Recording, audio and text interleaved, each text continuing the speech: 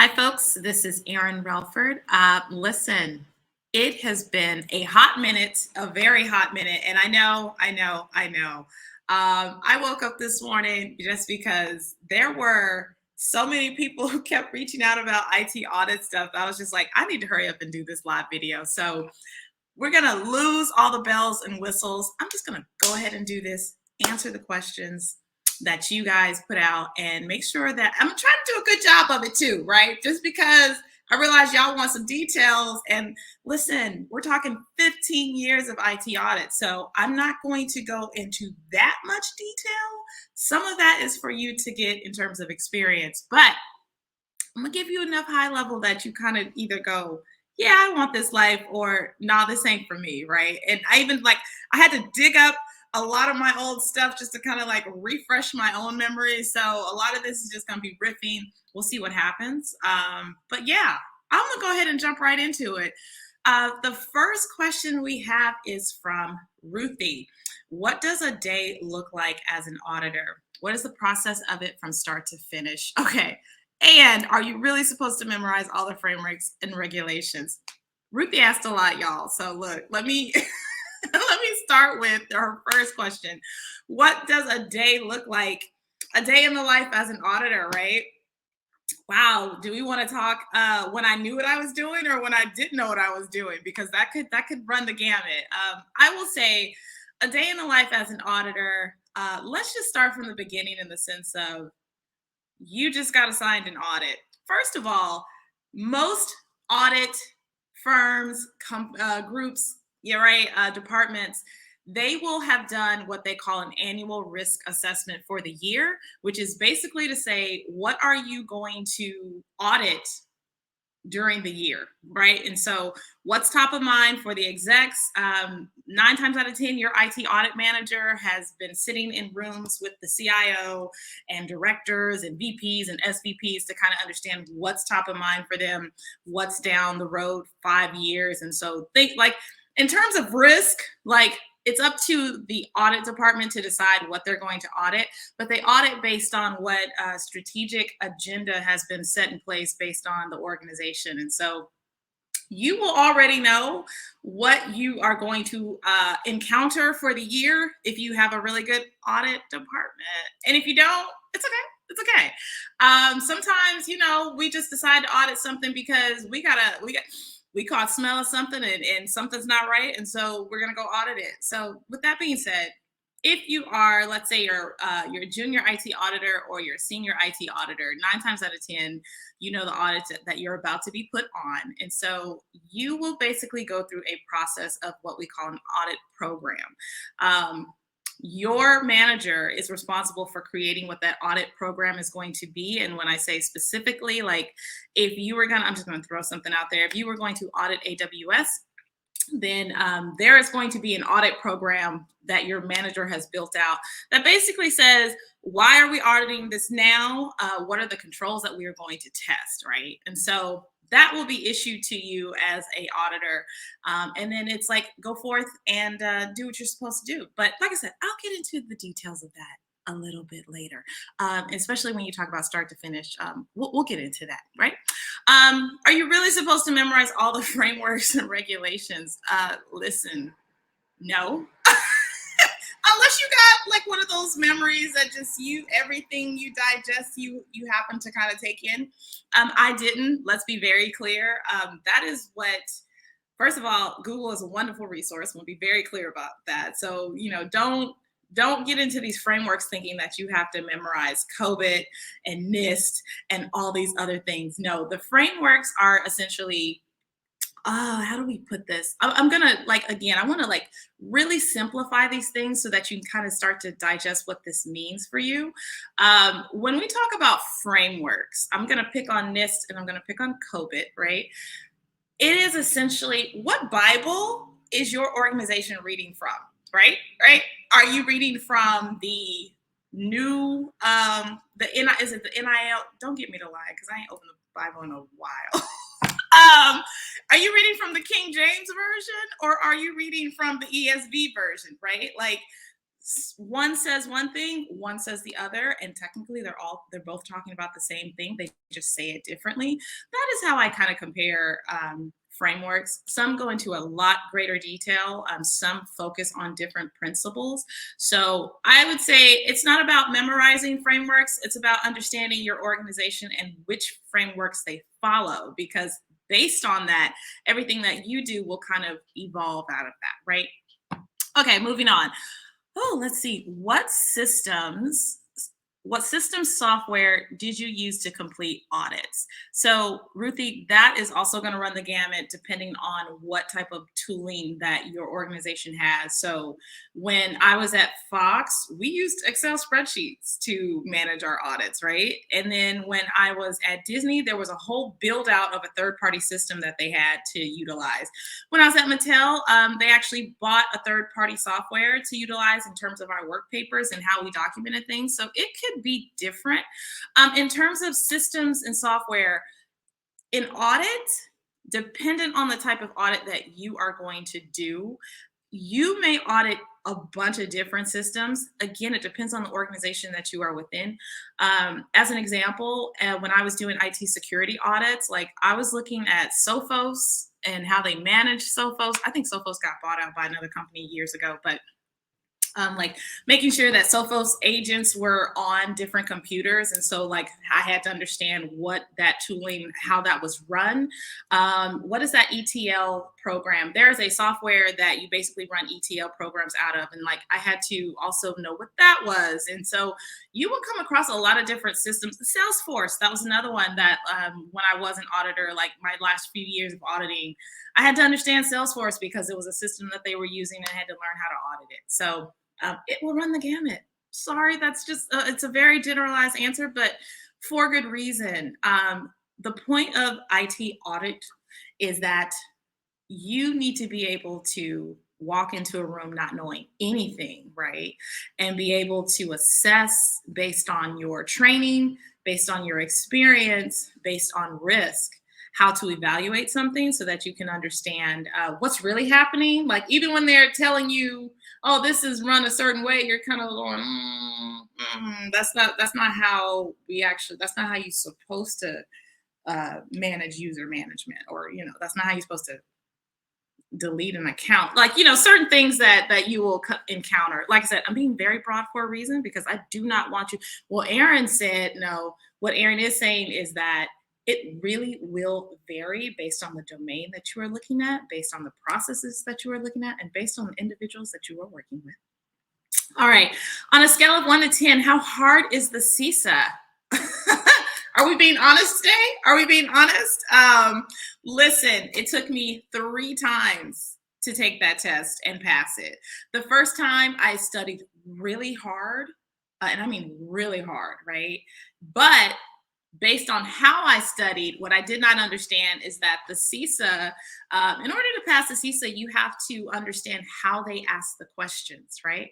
And so I wasn't using their materials. I was using something else and based on my own knowledge. And so that was not the right way to study for the CISA. So just remember, with any certification, you do want to understand, maybe take their practice exam to kind of see how the questions show up, because you may be reading the wrong materials, right? So the CISA, I'm going to be honest with you. The second time I took it, I didn't even study for it. I just walked in and took it. Because it was not a priority for me. And then the third time I took it, I got serious in terms of reading the CISA materials, understanding how the practice exam questions were asked. And then I was in a group of other individuals who were also taking the CISA. So I had accountability partners, meaning I knew they were studying, which forced me to also study. And then we were also kind of like asking each other questions based on like, does this make sense to you? I don't understand this. And so that's why like CISA training programs are great, because you're going to come across domains that you're not really an expert in. And so it's like you need someone to explain these things to you, and especially the way that CISA is looking at those domains. And so I highly regard like training programs that are available through ISACA. Don't get me wrong. You can take those, you can take third party trainings, but you just want to make sure that they fall in line with the same understandings that the ISACA organization, those principles that they put out. So just remember that. Don't be discouraged in terms of CISA. CISA is completely passable. It requires that you put in the right kind of effort, the right kind of energy for it. All right, we're going to move on to Khalil. Khalil, thank you so much for stopping by. Listen, he says, I'm currently a CPA accountant and I want to transition to cybersecurity. First question, would the Security Plus and the CISA certifications be sufficient enough to make the transition into IT audit? So, Khalil, I have seen a lot of CPA, LS, I've seen a lot of accountants, folks who work in finance move over to IT audit, which I find interesting because it's like, sometimes these people are getting in because they're already within the organization and they're trusted based on their working style. So they bring them over, but then these people don't really understand IT. They're just learning, they're learning the control. They're not learning the understandings of how the actual IT processes work, right? So it's kind of a little bit of memorization, a little bit on that side. When you're coming from the finance side, I think one, I want to answer the question, is completely possible to transition, right, to cybersecurity. I think you are going about it the right way in terms of like upping your security understanding, your understanding those principles of security. I think you're going about it the right way. Is it sufficient enough to transition? I think that CISA is. I will always vouch for that one because that is how I did it. But in terms of the Security Plus, I've been hearing a lot of things in regards to Security Plus, and then there's the CISSP. And listen, in my personal opinion, these things can only help you further digest and understand IT security. So it's never a bad thing. But I typically root for the CISSP because it has the longevity. So I hope that helps you out. Your next question, let's see, Khalil, was, it was actually about the CISSP. Is it better? Is the CISSP better for long-term opportunities? Absolutely, I think so. And I'm going to say this, and I'm going to continue to say, I am a person that has a CISSP and that ain't working. So I don't get me wrong, I think theirs is very extensive, a lot harder to pass, right? But again, you throw energy in anything, everything's possible. So I am actually thinking about pursuing my CISSP just because I want to be that trifecta of I've got governance, risk, and compliance. Now I have privacy, and then if I have security, I am the golden nugget that everybody wants, right? So and because of that, I'm going for the CISSP. All right. How long? Let's see. What is the busy season like for IT auditors? I literally just kind of felt like the anxiety kind of, oh my God, listen, when I first started out as an IT auditor, busy, I didn't know what I was getting into. Let's be very clear. Busy season was something that was completely foreign to me. So thank you for asking that question for those who just have no clue what busy season means. Let me define that first. Busy season is when you are, okay, there's a regulation called Sarbanes-Oxley here in America. They call it SOX, S-O-X for short. Please don't confuse that with SOC, which is something completely different. SOX, that season happens dependent on when the books close for a company. So if they are a December close, meaning their fiscal year ends in December, right? So their busy season will ramp up, I guess, about August so that they can have all that wrapped up before, if I'm not mistaken. And I actually may have that confused on the other end. And then sometimes the company, their busy season, their books, their fiscal year closes in the middle of the year. So like June, July. So their busy season will be different. I think for the most part, like January through March was like the busy season for most people. And that would mean, so what does busy season mean? You are testing all of these SOX specific controls for a company, especially if you work in external audit. And so you're getting all of that testing done, and you have to get it done before a certain date so that they can report certain information.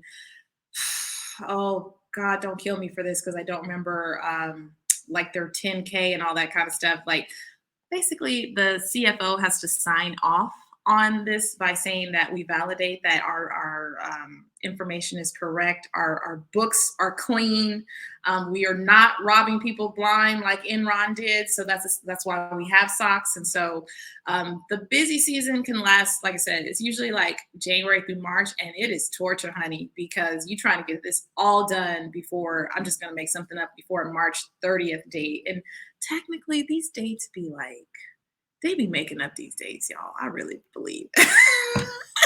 Because like a lot of times you'd move past that date, like some things didn't get remediated before that date. And so there were extra things that had to be done, including testing. And so it's like this made up date, but it all follows this stream of consciousness in that, like, we are doing the right thing based on our financial systems. We ensure that our financial systems are locked up. People can't do bad things. And so that's the point of SOX regulation and SOX testing is to basically validate that our books are clean. All right. And on the IT side, like I said, it's making sure that those financial systems, like access is tied down. People can't cook the books, meaning you can update a record and not have a monitoring or audit service in there that actually records that and says that such and such changed, such and such on such date. So it's those kind of things that's why an IT auditor is involved in SOX testing for finance. But anyway, or excuse me, finance and accounting. So yeah, busy season, January through March for the most part. Sometimes, like I said, I think it was like August through December, depending on when the fiscal year ended for that company. And how, I told you how long it lasts. And I'm in industry right now, and I really only work, what was your other comment? Did I miss that? I really only work longer hours at the beginning, end of each of the month, and close. Yeah, that sounds right for finance and accounting. Can I work remotely at home 100% as an IT auditor? Yes, especially post, I know we're still in COVID, but post being locked up, yeah, everyone is hiring for remote gigs these days. So yeah, if you can find an IT audit gig that is remote, all the power to you. God, I wish that was available when I was doing this work, but that's okay. That's okay. Good on you. And your last question, would it be easier to transition to another tech type role after being, oh, do I have the last one? After being an IT auditor? Am I not proof enough for you, Khalil? Yeah, it's easy. It's completely easy to transfer to another role after being an IT audit. And the purpose and the reason for that, let me pause really quickly to answer a question that just came up. So there are so many types of audit, right? You have external, that is where the big four, if you don't know what those are, there is KPMG, PwC, there is Ernst & Young, which is EY, and Deloitte. Those are the big four accounting firms that basically, they come into companies and basically say, oh, we're going to look over your books and make sure that everything's okay, right? You can hire a KPMG or a Deloitte to do work for you. That is external audit.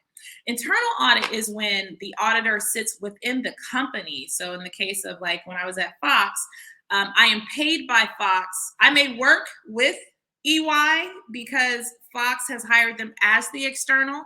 And the purpose of that is why do you have an external? And it's because your internal audit is testing things, but you want to bring in an outside independent party to verify that our books are clean. And so that's why you'll use an external auditor. So again, internal audit typically means industry. They are being paid by the company. External audit typically means you are outside the company, being brought in, and you work for an accounting firm. I mentioned the big four. There are also mid-tier terms. I think Grant Thornton is one of them. Protiviti is another. All equally as good. You probably have a better chance of getting into a mid-tier before you do a big four firm. And I'm speaking about, listen, I'm giving you information that's like 10 years old, because when I was coming up within IT audit, like some of those firms only recruited out of certain schools. That may have changed, but that's up to you to find out if that's the case. All right. Vane, let me see. Oh, and did I answer your, transition? Sorry, let me go back, Khalil. And so in terms of like getting out of IT audit, yes, because I had done so many different types of audit and I had curated different relationships within the company, I could have gone into any desired position because I had experience working with these people. So if I wanted to work in IT security, I could have made a push for that based on the experience of the type of audits that I had done. In my case, the last year that I was doing compliance type of work, like I said, I was reading the tea leaves and smelling what was cooking, and I saw privacy coming down the pipeline as being like going to be a hot topic.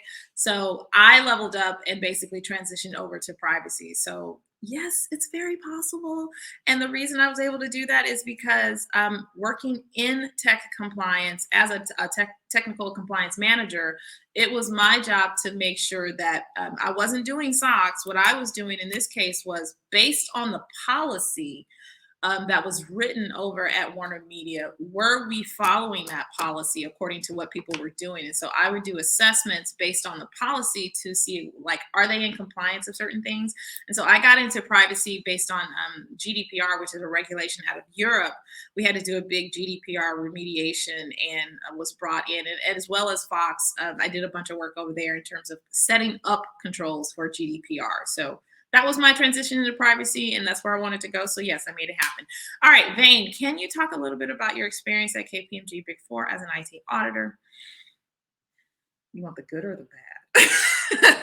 So, Vane, I will tell you that my experience was, first of all, what I do want to say is what may feel like a loss is always a growth opportunity. And that's what KPMG was for me. The reason being, I did it opposite. Most people start off at Big Four and then move into industry. So, like, go from external to internal. I, on the other hand, did it the opposite way. I was in industry and came into external working for KPMG. So I got thrown into a bunch of stuff where I had to learn fast. Like, this is how things are truly done, right? Because within a company, within internal IT audit, like, they will have their own processes and they do things a certain way. And that is fine for the company because the company has dictated this is how we want to do things. But working for Big Four, you are working across industries. And so there is a higher standard that needs to be, or excuse me, a higher bar that needs to be met in terms of audit. And so I had to learn what that was while at KPMG.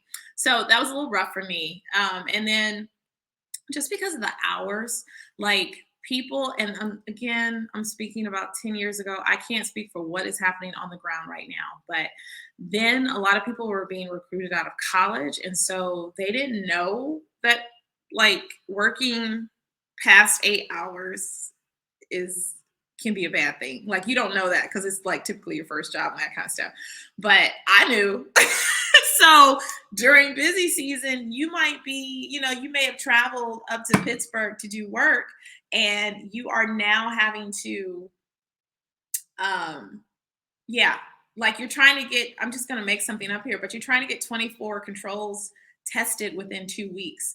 And on top of that, not only are you having to do these walkthrough meetings to understand the process, but you're also having to test the work while on the ground, report the findings while on the ground. And so all that is stressful, right? So you're not working a regular 8-hour day. You are in the office trying to get it done. And so if you were there till 10 o'clock, and there were horror stories of people working past midnight, which was just insane, y'all. But it was an effort to get the work done. And so, and also because, like, it was people's first jobs, they didn't know that they could push back and be like, I'm going home.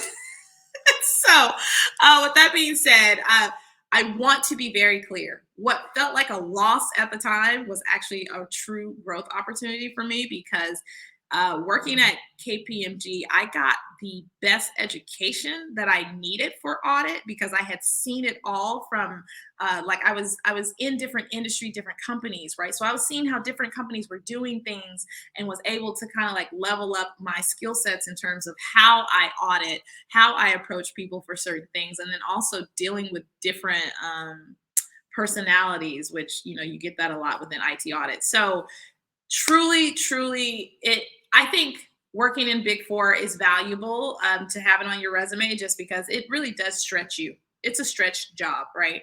And the money is there too. So just want to be clear about that.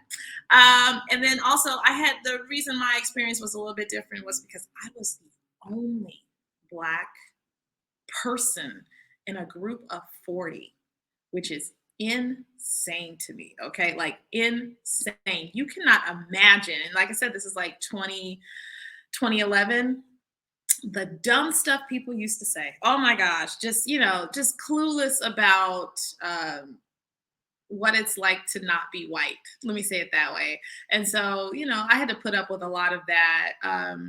I met some really great people, but there was some really horrible people too. So that experience was a little bit different for me. Just it has nothing really to do with the company, but more so just like, some of these spaces you are going to be the only person. And so you kind of have to, you're going to be the only minority per se. And what I have seen to date is that these firms are bringing in a lot more diversity, and I'm so grateful for that. The pipelines were a little jacked up back in the day, but now they're expanding, and so the opportunities to get into a Big Four are much wider than when they were when I was there. And hopefully, your experience is a lot better too. All right, let's see. Let's move on. We have Sean. Sean, what is a realistic turnaround for someone trying to break into IT auditing with no technical experience, education, or training? Teacher with a master's in education, where would you suggest? Listen, Sean, I want to be very clear when I answer this question. That's all going to be up to you. It really is. Everyone has a different path, and I want you to remember that. Some are going to get it fast because they were in the right place at the right time, and some it takes a little bit longer because they are, pardon my French, well, no, I'll use a proper term here, a general term. They are slow rolling their own process by not taking it seriously. So let me be realistic in answering your question as far as the turnaround. If you're coming from a different industry trying to get into IT audit, do you understand what a control is? Do you understand what a policy is, right? Do you understand certain principles? And I'll get into this in a little bit because I don't want to make this video too long, but I'm going to cover some of those controls a little bit later, just so that you understand what you're getting into in terms of transition. So one, Sean, I would say get the knowledge, get the education on what you are getting into. While you are doing that, right, and you're doing that through one, micro learning, you're either getting into a program that teaches audit, or you're trying to chase the degree route. And so I want to be very clear in the sense of you can also be networking, meeting people who are currently doing this work right now. I just posted on LinkedIn about networking and how to network, and so there's a way to approach people. Also, get inside of these organizations. Join ISACA. There is tons of information that they are offering for you to understand what your true transition is really going to look like. So I hope you are networking while you are, two, getting an education in terms of how to level up in IT auditing, because you're not walking in the door like with nothing. That's not happening for you. And I want to be completely honest. Like, people really think, oh, I'm just going to go get this certification and I can get the job. Well, no. That's not what you are hearing me say. What you are hearing me say is that getting the certification gives you a true level up, in that it makes it harder for them to say no to you than if you didn't have it trying to apply for that job. So just want to get that out of the way. I'm not going to give you a timeline, Sean, because how many hours a day are you actually putting towards your study of the CISA? How many hours in the day are you actually putting forth towards networking and attending events and workshops and different meetings, that kind of thing, right? So that's all going to rely on you. For me, if to give you what my pathway was, getting into IT audit, when I found out about it, took me about a year, right? And that was because I had to, one, level up on what I needed to know, understand like what is it that I need on my resume. Two, I was working, right? And so like I was already like dealing with a challenging job within engineering and trying to get that under wraps. And so like I couldn't dedicate 100% of my focus towards IT audit. 3, I was reading the materials that ISACA was putting out, and so that took a little bit of time. And then 4, I was applying for jobs and waiting for people to call me, and so it took a full year for me to finally land my IT audit role. But when I did, I was lucky enough to get an IT auditor 2 position, which basically is like a junior role. Not someone just coming off the turnip truck, right? And so, I lucked up on that. And so it's just a matter of like you meeting the opportunity, walking through the right doors, and finding the right people who are going to give you the opportunity. Okay. Oh, let's see.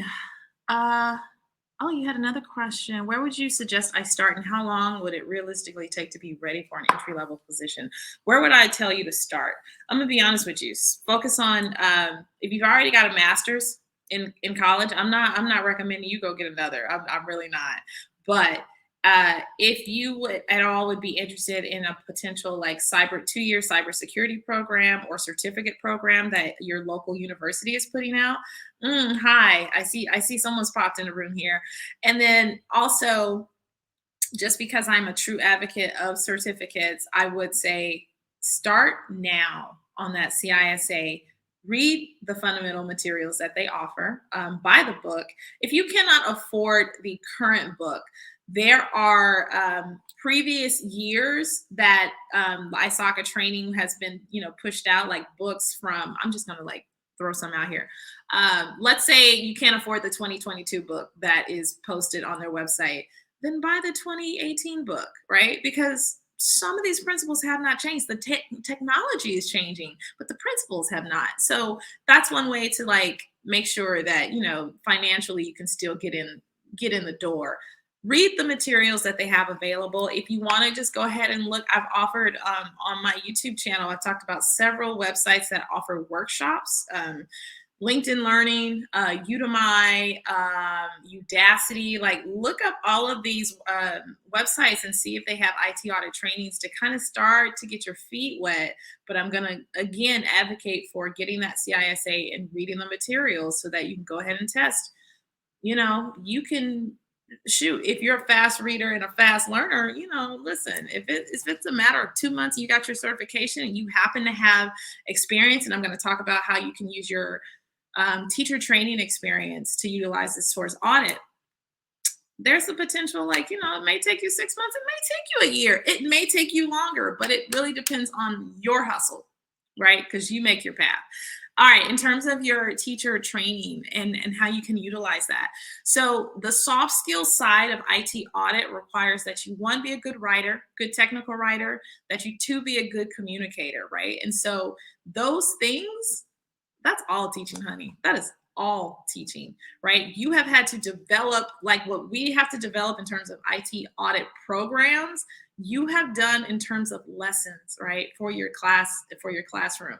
So it basically, you are demonstrating that you have organizational skill. You are demonstrating that you know how to listen, right? Because as a good educator, you're having to work with students. And so utilize all of that in terms of what are they asking for the role in IT audit, and how does that look on the other side as a teacher, and see if you can't do a melting of those into one.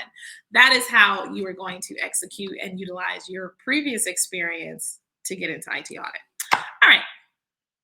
Let's see what else. All right. Were those all the like basic questions? Okay.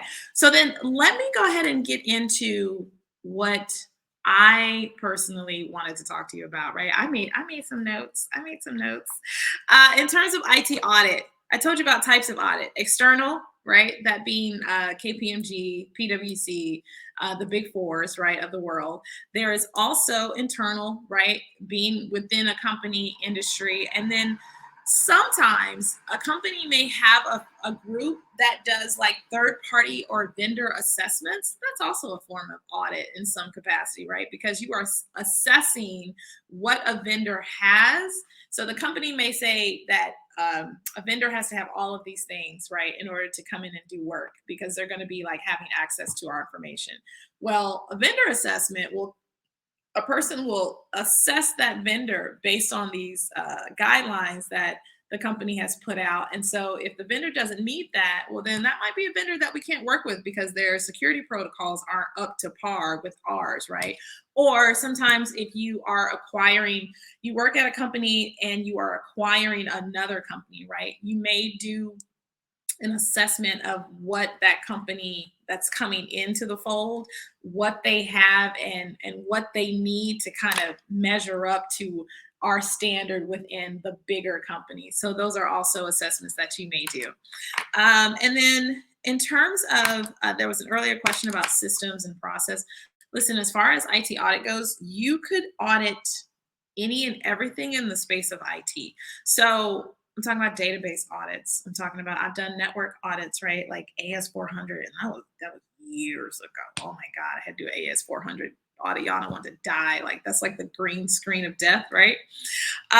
There are cloud audits, right? Depending on if the company is using Oracle or AWS or GCP, there are certain things within the space of the cloud environment that you may want to focus on because, listen, a cloud environment is huge. There is so much to look at within a cloud environment, but you may do a focused audit on just the IAM module within AWS to make sure that they are assigning people the right access and the right control. You may do an assessment of the network to make sure that, like what they're whitelisting in terms of IP addresses are not, they're not letting in the floodgates as far as what can get in and what can get out, right? Because when we talk about data at rest or data in transit, right, those things should mean something to you if you're going to work in IT audit. It's making sure that like all the gates are up and only the right people get in and the right information gets out, right? Okay, and then also like in terms of IT security audits, like there may have been a focus on the patch management process only, right? Because a lot of companies don't, oh, why is patch management so hard for people? I don't get it. It's like, Microsoft, if your company, the domain that they use is Microsoft, Microsoft is putting out alerts all the time, like, hey, there's this new vulnerability. Someone like some hackers come up with something new to get into your systems, and we've created a patch so that they don't that is not possible. And so you need to apply these to all of your servers. That's what patch management is in a very simplified way. And so a lot of times, like companies weren't doing that because back in the day, like they were running their own data centers and just not, you may have like Linux or Unix servers on top of like a different I can't remember. I'm trying to think of other servers that anyway, you may have several flavors. Solaris was one. Oh my God, like I'm telling off on my age, y'all. So you may have different flavors of servers that all have to be patched. And that requires that you have a plan because in a business, things are running on these servers all the time. And so you just can't shut things down and patch it up. And so like a lot of times this all would get lost in the fold or lost in the sauce. And then you have some big hack or some Trojan whatever came through and shut everybody down. So you would even just all I'm trying to say is that there are so many different audits that could be done based on what needed to be evaluated, like what was a higher risk. And so there's so much information that you need to know. And the point is, regardless of what type of audit you're going to get, that's going to get thrown at you, as long as you have these basic principles, you can audit anything. And so we'll go through that. I'll make sure to go through that. All right. What else did I have notes on that I wanted to cover? What I think an earlier question that someone had was, what's your day-to-day like? And I started talking about the IT audit program. So when you are actually within IT audit, let's just say you're like a senior IT auditor, or an IT audit manager, either one, you could be planning an audit, right? So your director comes down and says, I'm going to keep picking on AWS. We're going to audit AWS. Okay, cool. So now I know I got to plan an audit. So what does that mean? I am doing research within the company to understand where are we in the world today in terms of AWS? Like what services are we using, right? These are questions that I have so that I know what type of controls to test to make sure that, like, how do we measure success essentially is what an IT audit program does. And so you're going to look at, all right, this is where we should be. And so we're going to test these controls to kind of evaluate to see that we are where we are. But first, let me just understand what services we're using. Let me understand how they're managing it, all of this stuff, right? And so you're going to do research within within the company. You're going to communicate and understand who are the right resources I need to be talking to, because there were several times that you would talk to, I'm just going to throw something out there. You talk to the VP thinking that's where you're going to get all your information. Wrong. VP just knows to show up, and like he's not, the decisions he's making is in budget and all that kind of stuff. You want to talk to the actual admin, right, who is running this process day in and day out. And so when you're planning an audit, typically you're reaching out to find out who the right resources are, but then you're also reaching out to ask, like, can you please send us whatever process documents you have available so that we can read and understand what the narrative, like how things should be running according to what you put in place.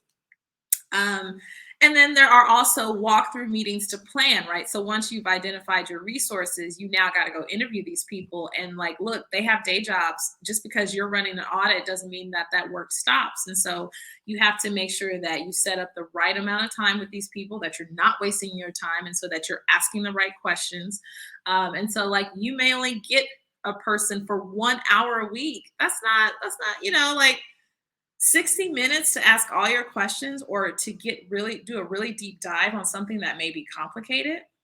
It's not going to happen. So you actually need to like set up like multiple meetings, or at least set up like what the communication protocols are going to be, so that that person knows like, hey, we're going to be requesting samples from you to test, and I'm going to need X report. I'm going to need Y samples to test my controls, this kind of stuff. And so all that needs to be put in place in terms of how we're going to communicate, what they're going to provide, what it needs to look like, because sometimes screenshots need to include like timestamps, right? So that we can prove for SOX regulation, like, this was within the scope of the dates that we set, kind of thing. I'm talking very high level for a reason. All right. And then sometimes you have to plan your travel, because who you need to audit, you can't do from the phone.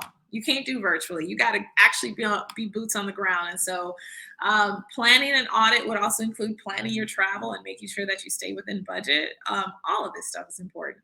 And then that's one phase, right, of being an IT auditor. The second is the field work and testing. So when I say field work, that means boots on the ground. You actually sitting with people to go through these walkthroughs. And so within these walkthrough meetings, what is a walkthrough? It's walk me through your process. So if I want to understand how you are provisioning users, meaning how are you adding users to a system and deprovisioning them? How are you removing them? And are you doing it timely?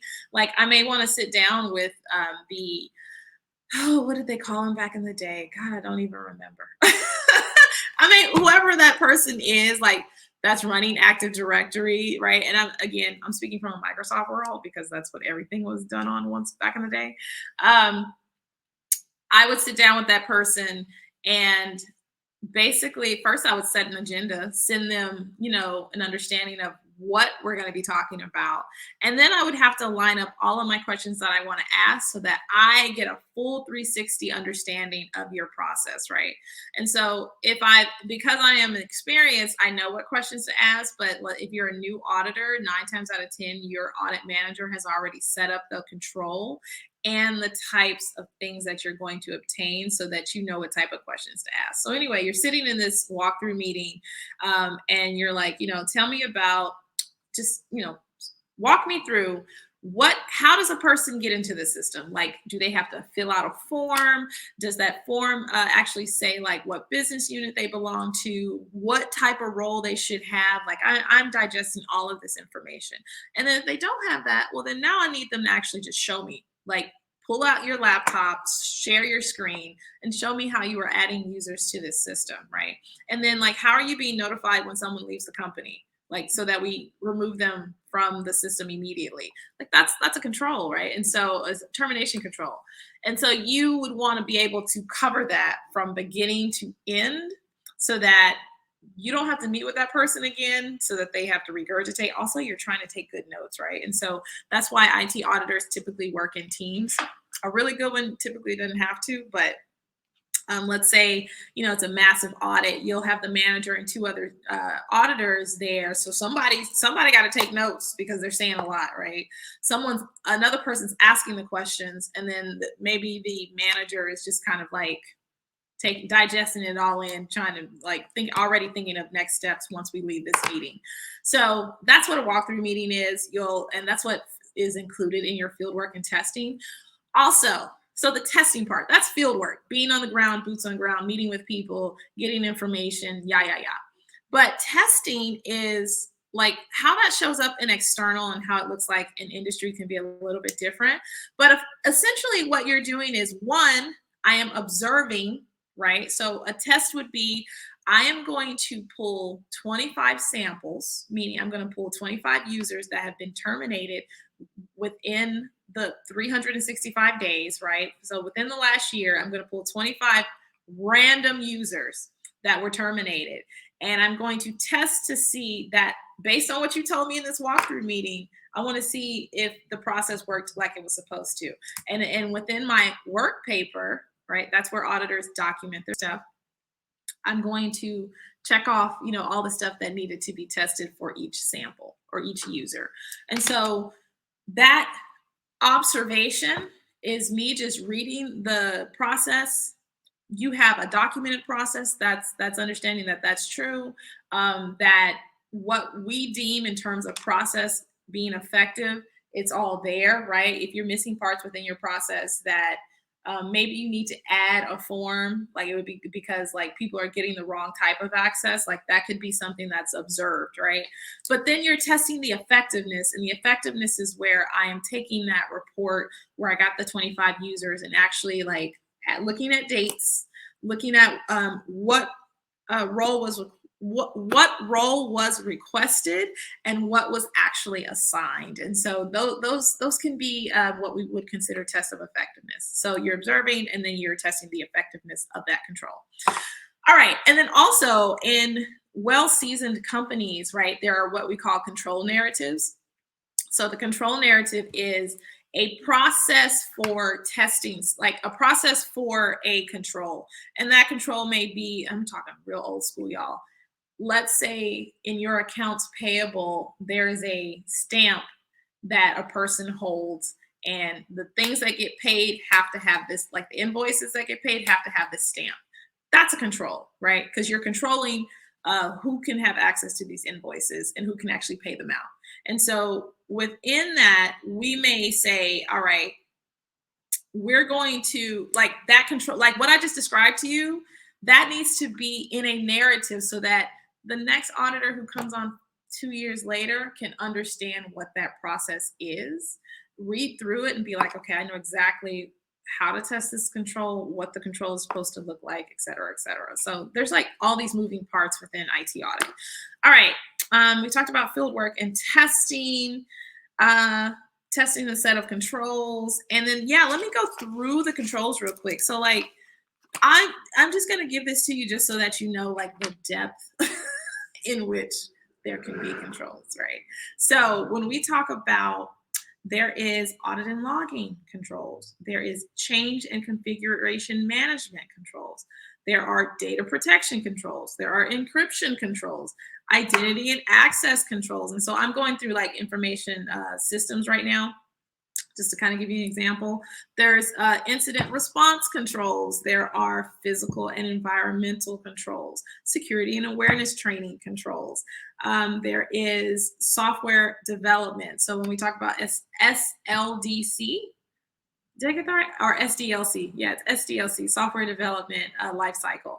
So a lot of times outside of just doing a regular audit, an auditor can also be along for the ride when they are trying to implement a new financial system that is going to record revenue and this kind of stuff, right? If it's touching the money that gets reported within SOX, then there are a whole bunch of steps that you need to take. And so through the SDLC process, an auditor will basically ride alongside those who are either developing the system or those who are implementing it. And so you are making sure that the right things got tested, right? Because there's all these things called regression testing.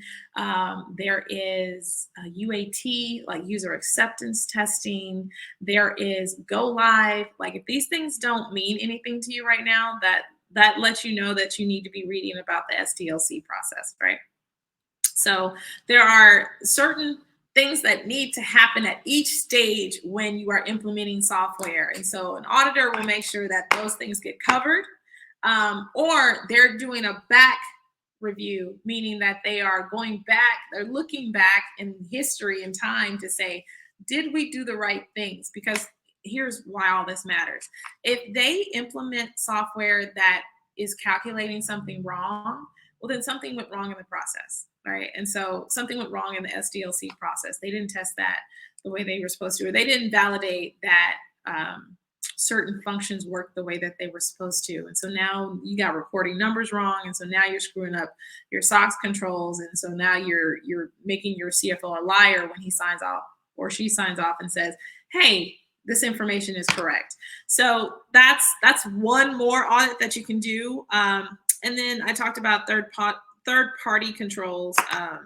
There are even social media controls, y'all. Like now that we have social media, certain like people who have access to the accounts, and making sure that like not anyone can hack the darn thing and say really dumb things on Twitter on behalf of Wendy's or on behalf of Walmart, right? So there are all types of controls, but with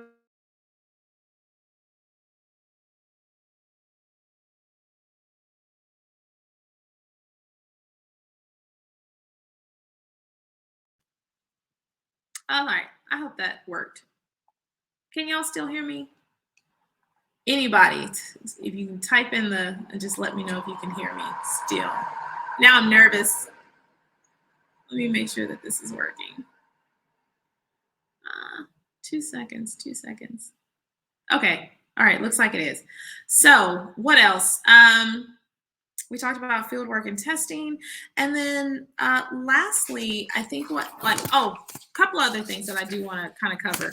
And that is making sure that your one skill that really doesn't get talked about in IT audit is data analysis, right?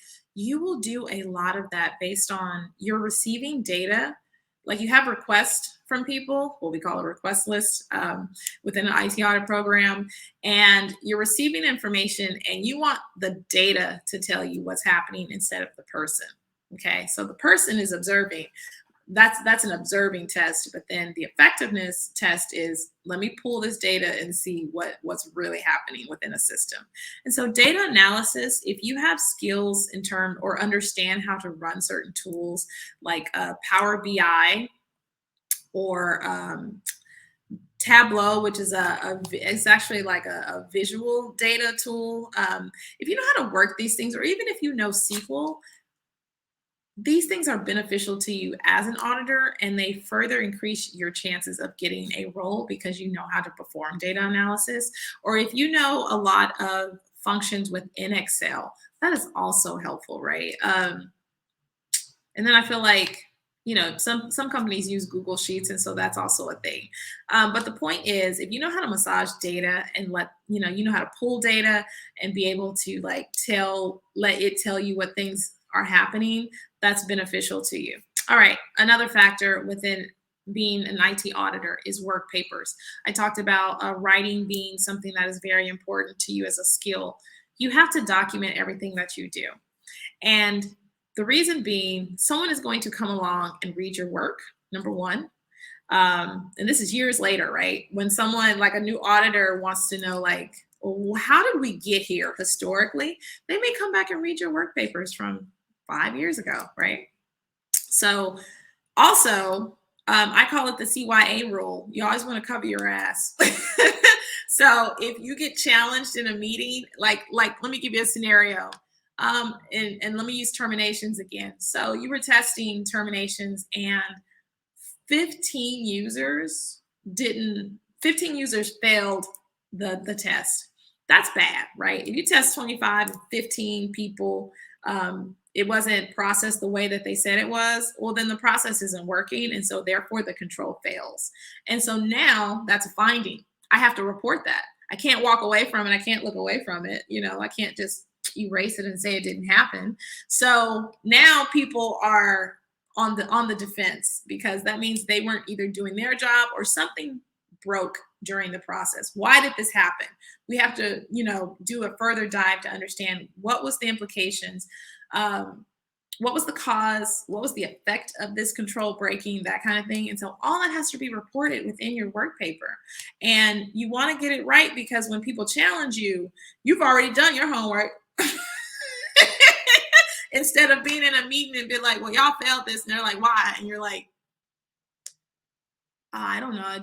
Just the dates were wrong. That's not an answer, right? And so you want to be able to say that, so many people got the wrong access because there was not a demand for requiring that a certain person, you validated that this person's request for a specific access got mirrored to another person, but this person that got mirrored was, they had so much access. This was the wrong person to mirror. Instead, that person should have been evaluated for the role that they are currently in and the type of, what is the word? The type of access they should have had. And so there's some nuance there, but the point being that when you are writing your work papers, you're documenting everything from why I tested this, how I tested this, here was my result, here was the cause and effect, right? And here is my recommendation on how you fix it. And so that work paper, like I said, at Fox, we used Excel. At other companies, they had a whole tool designated for work papers. Sometimes it's just a regular document. But the point being, once you have documented these work papers, you can now pull out information to add to your report findings, right? Because everything's going to get wrapped up into a report, a technical report. And in most companies, and I see your question, Beyond Fly. I'll answer that in just a second. In most companies, like the reporting structure, so like as an example at Fox within the IT organization, so if they were on the TV side, the CIO on that side got a copy of this report, the SVP got a copy of this report, and if it was like platforms and ecosystems, like let's just say that's the department name, that VP was getting a copy, as well as anybody else who was relevant in that conversation. So, if you're if you're just a manager in that department and you messed up, like the CIO is going to know about it. And so that's why people care about this report so much. There is so much politics that goes into the words that you use. You can't use harsh language in these reports because people be in their feelings, y'all, when it comes to these closing meetings is what they're called. The closing meeting is when you actually issue your report and you go over the findings. And by the way, by the time you have gotten to your closing meeting, everyone needs to already know what's in that report, because if they don't, hair on fire. I've seen it happen. It's just bad, y'all. So it's like when I talk about those communication skills, part of your job is making sure that you communicate things to the right people at the right times, so that when it all comes down, it don't come down on you. So, excuse me. Beyond Fly, let me say one other thing about this report. So you want to think about, in terms of like the report being where you're spilling the beans, like your communication style, there are actually things that you can go and Google for how to write an audit report, to understand those terminologies. Beyond Fly, I am almost certain that someone has probably put up a website. And a matter of fact, like I actually have a book. They actually brought in a consultant who had wrote like how to write audit reports. And so let me give you the plug. Let me give you the real plug. Go and Google audit reports. I guarantee you there are PDFs out there, copies. A lot of times universities will do this, right? Because all the information is public. Or government agencies. And also go look up SOC reports. They're called, so there is SOC 1, 2, and there's also 3. They mean different things, and we're gonna run out of time because I don't want this video to be long, y'all. But you can look up an SOC report and find out all these terminologies, right? And what they actually mean. Because basically what's in an SOC report is called user considerations, or UCC. User something considerations. But what it does is it reads through all the things that a company should have if they're using a system, right? And so it will use certain terminologies. And if there's something that you don't understand, go out and Google it. It'll like the crumbs are there is what I'm trying to say. But an SOC report is a good way to kind of start to see all these terminologies that auditors like to use. Yeah, the report writing process, how to write reports. Again, if you're trying to shortcut your way through this system just to kind of get, certain information to inform yourself before you go get educated, there are workshops that you can take on technical writing. Hell, Google even has a certificate, if I'm not mistaken, that's a technical writing one. Like all these companies are trying to do the right thing. And so see what type of certificates they have available these things are there to just kind of put you on the game. But once you get it, it's like up to you to go get the experience in it, right? And so there are all kind of ways to do that. I talked about that in the beginning of this video. All right, is that it? I think that's it for now, y'all. Like I covered a lot. And I didn't even get into like the real detail using the proper terminology, right? If there are more questions, leave your questions on the video on YouTube, right? Leave it in the comments. I'll do another one of these because I already know folks are going to reach out and be like, I saw your video and I had questions about this. I get this all the time. And then people want to meet one-on-one. I'm trying really hard to try to find a way to like coalesce everyone together so that we can meet at the same time and answer these questions because I got a life and I want to go enjoy it because it's Saturday, y'all. Anyway, thank you for stopping by. I hope this was I hope you got something out of it, right?